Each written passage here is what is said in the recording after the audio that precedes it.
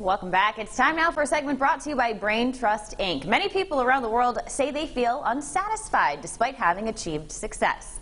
But there's a way to overcome that. Executive coach and author Amy Eliza Wong shares the secret in her new book, and I've got it right here, Living on Purpose, 5 Deliberate Choices to Realize Fulfillment and Joy. Amy, good morning. Oh, good morning. It's great to be here. Hey, great to have you with us. I have to ask, why did you decide to write this book? Did you yourself feel unfulfilled at one point? Oh, you know, so I've been on the journey to understand thrivings at a very, very, very early age. But, you know, in my profession now, I've been coaching for over 10 years, and it's just become so clear to me that all of us are longing to feel good and to thrive, and all of us harbor fears and insecurities.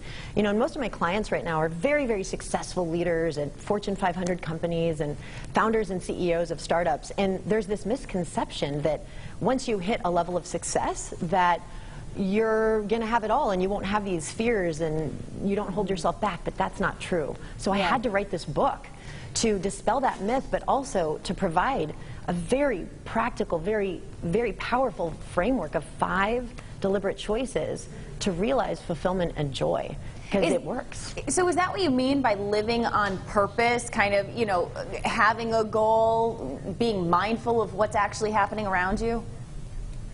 Yeah, absolutely.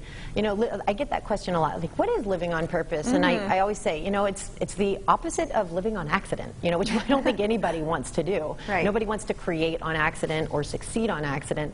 And so really living on purpose is deciding to be in the driver's seat of your own life and to wake up to our superpower of choice. And it's to harness our moments with intention and with presence.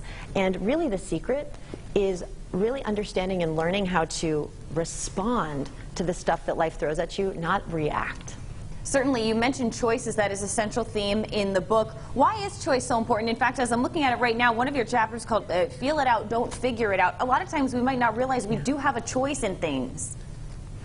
Yeah, that's absolutely right. And, you know, a lot of us don't think about it this way, but the quality of our life is absolutely dictated by the sum of the choices that we are making. And at every moment, we are free to choose what we perceive, how we interpret what we perceive, and that's really the most important, how we perceive what's happening. Because it's at the level of perception, the choice at the level of perception, that's really where the secret to freedom and joy live. As our viewers are listening to this, they might be thinking, okay, like that's a good outlook for life, or that's a good mantra, or something to keep in the back of my mind. But could you give us like a concrete example of living on purpose in our daily lives? Yeah, absolutely. So straight up, the word should, the one that we all use, is one of the biggest obstacles for us in living on purpose. We all want to be bold and clear about what we want, but that word, should, it's heavy. And it's like wearing a life jacket in a bathtub. It's just totally ineffective. And practically, to live on purpose, it's understanding why and how that's the worst word in the English language, and not using it. Like, how do we effectively create without the presence of should in our life? And I detail all of that in chapter 4, which is titled, I Should You Not. Yeah, and I like that too, because when you say should, I feel like there's an immense pressure of like, I have to be doing this, or I should be doing that. And now, right, it's like you're putting too much stress and strain on yourself and your day-to-day. Yeah, and it's like, should according to who, you know? Right. why do that?